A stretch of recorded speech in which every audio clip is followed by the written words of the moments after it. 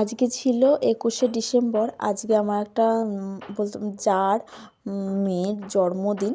তো সেখানে নিমন্ত্রণ ছিল, মিষ্টুকে রেখে গেছিলাম ওই 8:30 পৌনে 9টার দিকে গেছিলাম। আমাকে ফোন করেছে, যেহেতু ছোটো বাচ্চাকে রেখে যাব ওই জন্যই আমাকে বললো যে তোমাকে আমি ফোন করব, তখনই তুমি যাবে। তো গেছিলাম, তারপরেও আমি প্রায় 1 ঘন্টা মতন বসেছিলাম ওইখানে। মানে ওরা রান্না করছিল, ফ্রাইড রাইস করছিল, মাটন আর চিকেন করছিল। এদিকে তো উনুনে রান্না করছে, যেহেতু গ্যাসেও এটা ওটা করছিল, তো উনুনে রান্না করছে। আর জানো তো শীতকালে না কোথাও গিয়ে না আমার মনে হয় একটু শান্তি লাগে না, যেখানে মানে বাড়িতে আমার মনে হয় শান্তি, কোথাও গিয়ে আমি শান্তি পাই না।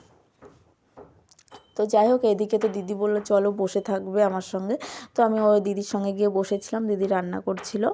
আর বাইরে তো প্রচণ্ড শীত, আর 2 দিন ধরে তো মেঘলা হয়ে আছে।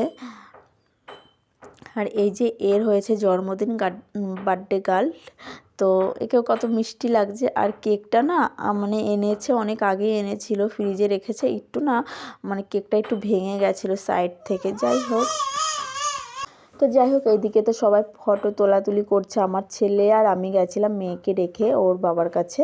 তো এদিকে সবাই মিলে ফটো তুলছে, সবাই মিলে। তো ফটো তোলার পরে আমাদের দিয়েছে খেতে, এদিকে মাটন দিয়েছে, আমি আর চিকেন নিইনি, আর ছেলেকেও খাইয়ে দিচ্ছি, আমি নিজেও খাচ্ছি। তো আর চাটনি পাঁপড় মিষ্টি ছিল, আর পায়েসও ছিল। টাটা।